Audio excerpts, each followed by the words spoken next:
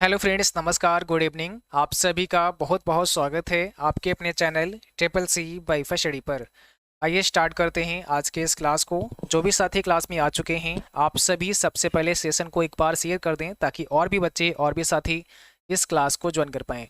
जिनका भी triple C का एग्ज़ाम फरवरी में होने वाला है या फिर मार्च में होने वाला है, तो आप सभी को इस क्लास को लास्ट तक देखना है और आगे आने वाले समय में जो भी आपको क्लास मिले उन्हें आपको डेली करना है। समय रहेगा 8:30 बजे, तो सभी को 8:30 PM पर क्लास मिलेगा। टाइम से आप सबको क्लास ज्वाइन करना है। इसी के साथ साथ आप सभी अपने मॉक टेस्ट भी करते रहें। मॉक टेस्ट आप www.triplec-byfashi.com पर कर सकते हैं। इस वेबसाइट पर बहुत सारे मॉक टेस्ट आप सब के लिए दिए गए हैं जिन्हें आप बारी बारी से कर सकते हैं। साथ ही साथ यहाँ से आप ई बुक और PDF भी डाउनलोड कर सकते हैं।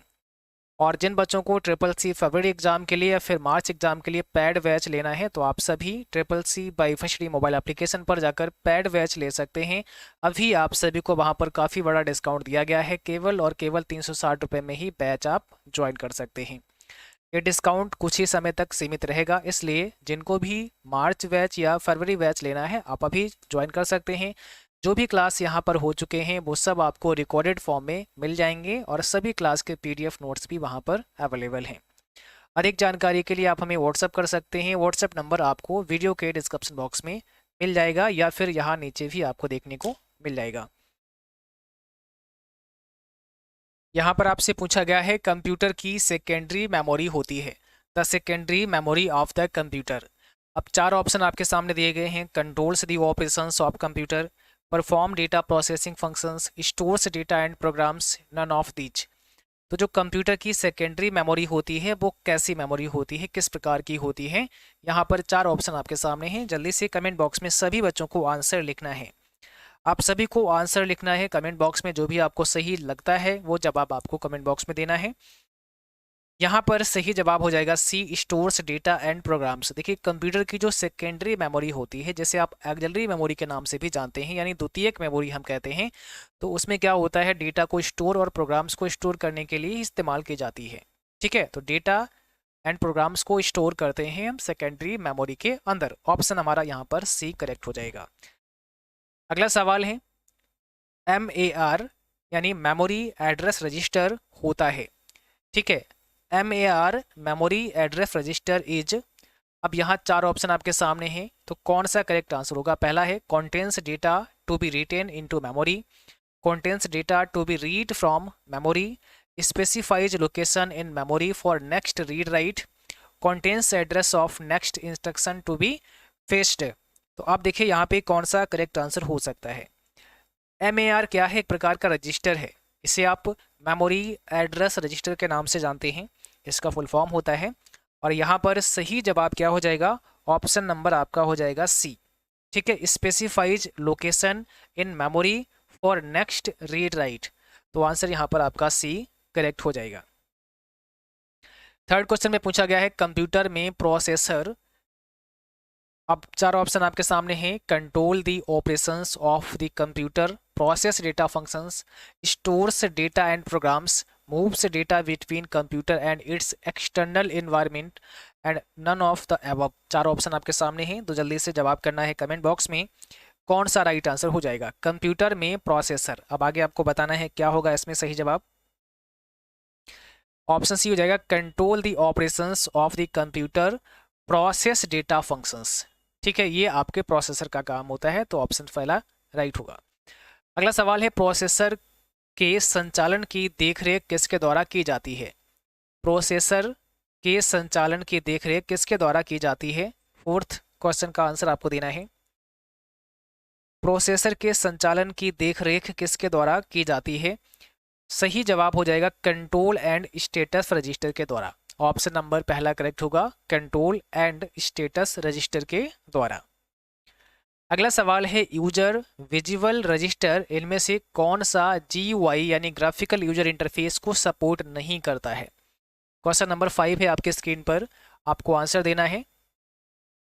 User visual register which of the following do not support GUI यानी ग्राफिकल यूजर इंटरफेस?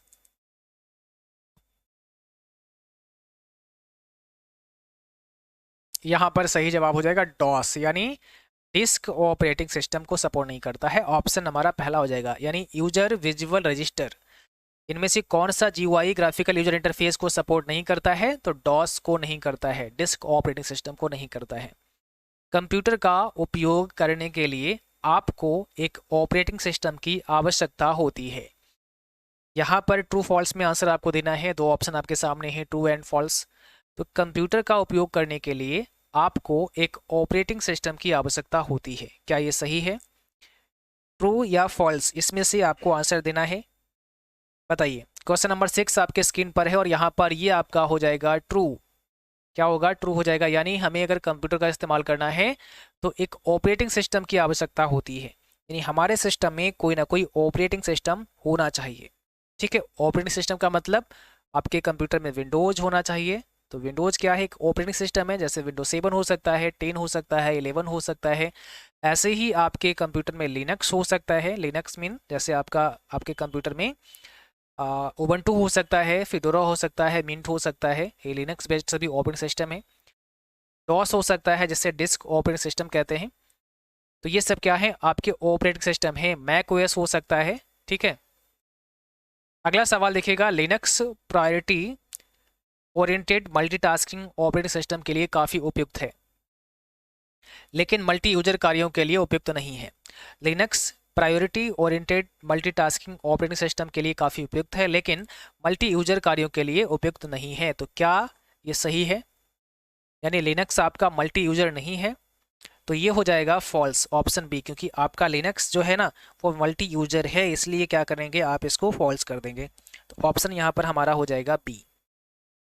अगला सवाल है, विंडोज में रिसाइकल बिन फोल्डर से हटाए गए ऑब्जेक्ट को पुनर्प्राप्त किया जा सकता है। विंडोज में रिसाइकल बिन फोल्डर से हटाए गए ऑब्जेक्ट को पुनर्प्राप्त किया जा सकता है। बताइए कौन सा राइट आंसर यहाँ पे होगा। क्वेश्चन नंबर 8 आपके सामने है। विंडोज में रिसाइकल बिन फोल्डर से हटाए गए ऑब्जेक्ट को पुनर्प्राप्त किया जा सकता है। तो यहाँ पर हो जाएगा ऑप्शन बी फॉल्स। ठीक है, यानी ये फॉल्स है। अगला सवाल है, आंतरिक का देखिए क्या होता है जब आप अपने कंप्यूटर से किसी भी फाइल या फोल्डर को डिलीट करते हो। नॉर्मली जब आप अपने कंप्यूटर से किसी भी ड्राइव से या डेस्कटॉप से किसी भी फाइल या फोल्डर को डिलीट करते हैं तो वो क्या होता है, स्वतः ही रिसाइकल बिन में चला जाता है। अपने आप एक रिसाइकल बिन का फोल्डर होता है, वहाँ पर वो सेव हो जाता है। यानी जो भी फाइल हम डिलीट करते हैं वो परमानेंट डिलीट नहीं होती है। ठीक है, अगर धोखे से आपसे डिलीट हो गई है तो वापस से आप रिसाइकल बिन से उसे रीस्टोर कर सकते हैं। अगर आपने रीस्टोर से डिलीट कर दिया है तो वो फाइल फिर क्या होती है, परमानेंट डिलीट हो जाती है और उसको फिर आप वापस नहीं कर सकते हैं। ठीक है, अगर आप सीधे ही, कई बार ये सवाल होता है कि अगर आप अपने कंप्यूटर से किसी फाइल को परमानेंट डिलीट करना चाहते हैं तो क्या करना पड़ेगा, तो इसके लिए आप शिफ्ट के साथ में डिलीट कर सकते हैं। शिफ्ट के साथ में अगर किसी फाइल को आप डिलीट करते हैं तो फिर ये फाइल आपकी परमानेंट डिलीट हो जाती है, वो रिसाइकल बिन में नहीं जाती है। तो यहाँ लिखा है विंडोज में रिसाइकल बिन फोल्डर से हटाए गए ऑब्जेक्ट को पुनर्प्राप्त किया जा सकता है। तो ये हो जाएगा फॉल्स, इसको प्राप्त नहीं कर सकते हैं दोबारा से। ठीक है, तो ऑप्शन हमारा यहाँ पे वी करेक्ट हो जाएगा। अगला सवाल है, आंतरिक आदेश डिस्क पर फाइल के रूप में संग्रहित होते हैं। Internal commands are stored on the disk in the form of a file. True false में आंसर करना है क्वेश्चन नंबर 9 का। यहाँ पर ये आपका ऑप्शन बी हो जाएगा, यानी फॉल्स हो जाएगा। अगला सवाल देखो, जब किसी फोल्डर को दूसरी जगह कॉपी किया जाता है तो फोल्डर में जो सब फोल्डर होते हैं वो भी कॉपी हो जाते हैं। जैसे कोई आपका फोल्डर है और इस फोल्डर के अंदर भी आपने कुछ फोल्डर बना रखे हैं, तो जब इस फोल्डर को आप कॉपी करके कहीं लेकर जाते हैं, पेस्ट करते हैं, तो इसके अंदर जितने भी फोल्डर आपने बनाए थे वो सारे ही कॉपी हो जाते हैं। तो यहाँ पर ट्रू फॉल्स में आपको बताना है क्या ऐसा है, सभी कॉपी हो जाते हैं। तो यस, यहाँ पर ऑप्शन पहला हो जाएगा, ये सारे ही कॉपी हो जाते हैं, यानी सब फोल्डर भी कॉपी हो जाते हैं। ठीक है, यहाँ पर आपका ट्रू हो जाएगा। अगला सवाल देखो 11 में आपसे क्या पूछा गया है। डॉस में डेट कमांड वर्तमान दिनांक के साथ साथ समय भी प्रदर्शित करता है। क्या पूछा है, डॉस में डेट कमांड वर्तमान दिनांक के साथ साथ समय भी प्रदर्शित करता है। यस या नो यानी ट्रू या फॉल्स में आपको आंसर लिखना है कमेंट बॉक्स में। तो ये क्या हो जाएगा, ऑप्शन बी हो जाएगा, फॉल्स हो जाएगा। ठीक है, गलत है। यहाँ पर आपसे पूछा है चेक बॉक्स का उपयोग संदेश बॉक्स में व्यक्तिगत ऑन ऑफ निर्णयों की आवश्यकता वाले विकल्प को प्रस्तुत करने के लिए किया जाता है। इसका क्या सही जवाब होगा? Check boxes are used to present option requiring individual on off decisions in message boxes. True false में आंसर आपको देना है। तो ये क्या होगा, ऑप्शन बी हो जाएगा, यहाँ पर फॉल्स है। फाइल कमांड प्रॉम्प्ट पर, फाइल कमांड कमांड प्रॉम्प्ट पर प्रयोग किया जाता है। बताइए, 13 में पूछा है फाइल कमांड कमांड प्रॉम्प्ट पर प्रयोग किया जाता है। कौन सा राइट आंसर होगा यहाँ पे? ये डॉस से क्वेश्चन पूछा गया है, MS डॉस यानी माइक्रोसॉफ्ट डिस्क ऑपरेटिंग सिस्टम से सवाल किया गया है। यहाँ पर आपका हो जाएगा ऑप्शन बी, फॉल्स है। कर्नेल एक ऑपरेटिंग सिस्टम का मूल कार्य करता है। कर्नेल एक ऑपरेटिंग सिस्टम का मूल कार्य करता है। ठीक है, या कैसे ऐसे कह सकते हैं, the kernel performs the basic function of an operating system. ये कई बार ऐसा होता है कि ऐसे पूछते हैं कि कर्नेल ऑपरेटिंग सिस्टम का मूल है, ऐसे भी कई बार पूछा जाता है कि कर्नेल ऑपरेटिंग सिस्टम का मूल है। तो यहाँ पर ऑप्शन पहला हो जाएगा, ये ट्रू हो जाएगा। ठीक है, चलिए अगला सवाल है, लिनक्स एक multi user time sharing system है। 15 में आपको बताना है लिनक्स एक multi user time sharing system है, इसमें कौन सा राइट आंसर होगा? तो यहाँ पर आपका ऑप्शन पहला हो जाएगा, ट्रू हो जाएगा। अगला सवाल है, आप फाइलों को रिसाइकल बिन में खींच कर हटा सकते हैं। आप फाइलों को रिसाइकल बिन में खींच कर हटा सकते हैं, बताओ। यानी अगर हम किसी भी फाइल को हटाना चाहते हैं, हटाने का मतलब है अगर हम किसी फाइल को डिलीट करना चाहते हैं तो you can delete files by dragging them to recycle bin. आप उसको ड्रैग करके रिसाइकल बिन में छोड़ देंगे, बस वो फाइल डिलीट हो जाएगी। तो कोई भी फाइल है उसको बस आप ड्रैग करो, उसको खींच कर ले जाओ और रिसाइकल बिन के आइकन के ऊपर छोड़ दो, तो क्या होगा, वो फाइल डिलीट हो जाएगी। इसका मतलब ऑप्शन पहला हो जाएगा, ट्रू हो जाएगा। अगला सवाल है, ई गवर्नेंस किसी भी योजना को पारदर्शी करता है।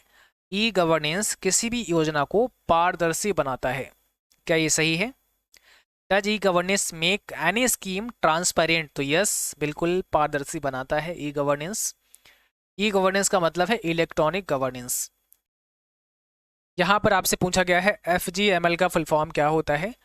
FGML का फुल फॉर्म आपको बताना है, ठीक है। कौन सा राइट आंसर होगा यहाँ पे? देखिए, FGML का मतलब होता है standard generalised markup language. Option number पहला करेक्ट हो जाएगा। इनमें से सर्फिंग क्या है? What is surfing? Online video देखना, वेबसाइट पर इधर उधर जाना, डाउनलोड करना, अपलोड करना। तो सर्फिंग किसे कहते हैं? यहाँ पर सही जवाब हो जाएगा ऑप्शन वी, वेबसाइट पर इधर उधर जाना। फेसबुक चलाने का न्यूनतम उम्र क्या होता है? मिनिमम एज क्या है फेसबुक को चलाने का? फेसबुक चलाने का न्यूनतम उम्र क्या है, मिनिमम उम्र क्या है? तो आंसर हो जाएगा यहाँ सी, 13 ईयर, यानी 13 वर्ष कम से कम होना चाहिए। अगला सवाल है, 200 रुपीज के नोट का रंग कैसा होता है? 200 रुपये के नोट का रंग कलर कैसा होता है? Magenta, bright yellow, stone grey, या इसमें से कोई नहीं? तो यहाँ पर सही जवाब हो जाएगा ब्राइट येलो होता है, ये 200 रुपये के नोट का रंग होता है। स्टोन ग्रे कलर 500 रुपये के नोट का होता है। मजेंटा 2000 रुपये के नोट का कलर होता है। इनमें से कौन सा सर्च इंजन नहीं है? 22 का जवाब करना है। इनमें से कौन सा सर्च इंजन नहीं है?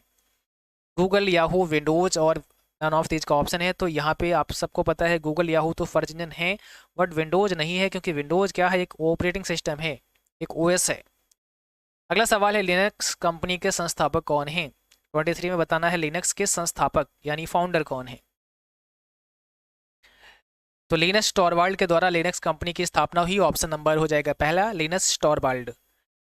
अगला सवाल है, SEO का फुल फॉर्म क्या होता है? SEO का क्या अर्थ है यहाँ पे, ये आपको बताना है। SEO का मतलब होता है search engine optimisation. Option number हो जाएगा हमारा बी, सर्च इंजन ऑप्टिमाइजेशन। और आज का अंतिम प्रश्न है, इक्वल काउंट 2, 4, A का मान कितना होगा? इसकी वैल्यू क्या होगी? देखिए जब भी काउंट फंक्शन होता है तो वो क्या करेगा, नंबर्स को काउंट करता है। यहाँ पे 1 2 दो नंबर हैं तो यहाँ पर आंसर हमारा सी हो जाएगा। यहाँ पर आंसर हमारा सी यानी 2 आएगा। ठीक है, केवल यहाँ पर जो नंबर लिखे हैं यानी जो न्यूमेरिक वैल्यू है उसको काउंट किया जाएगा। तो यहाँ 2 और 4 को काउंट करेंगे, यहाँ पर जो अल्फ़ाबेट है उसको काउंट नहीं किया जाएगा काउंट फंक्शन के द्वारा। तो यहाँ पर आंसर हमें 2 मिलेगा। आज का क्लास बस यहीं तक रहेगा। आई होप आप सभी को क्लास अच्छा लगा होगा। क्लास अच्छा लगा उसको लाइक करना है, सभी को शेयर कर देना है क्लास सभी के साथ में। और जो भी बच्चे नए हैं आप सबको सब्सक्राइब करके बेल आइकन भी प्रेस कर लेना है ताकि नोटिफिकेशन भी इस समय पर आपको मिलते रहें। और आपसे डेली आपकी क्लास होगी 8:30 बजे। तो जिनका भी फरवरी में एग्जाम है, मार्च में एग्जाम है, आगे आप ट्रिपल सी का एग्जाम देना चाहते हैं, आप रेगुलर 8:30 PM पर क्लास को ज्वाइन करेंगे समय से। ठीक है, डेली आपको समय से क्लास ज्वाइन करना है और डेली आपको टेस्ट करना है। जो भी मॉक टेस्ट आपको टेलीग्राम पर शेयर किए जाएँ, हम डेली आपको आपसे यानी आज से डेली मॉक टेस्ट भेजेंगे टेलीग्राम पर। तो टेलीग्राम जो आईडी है वो CCC बाईफशी नाम से ही है। आप टेलीग्राम पर सर्च कर लेना CCC बाईफडी और उसमें लगभग 10,000 से ज़्यादा बच्चे जुड़े हुए हैं, उसको आप ज्वाइन कर लेना। वहाँ पर आपके पास लिंक आते रहेंगे अगर आप खोज नहीं पाते हैं, और जो भी आपके लिए लिंक दिया जाए मॉक टेस्ट का उसको भी आपको साथ साथ करना है। चलिए आज के लिए बस इतना ही, मिलते हैं अगली क्लास में, तब तक के लिए जय हिंद, गुड नाइट।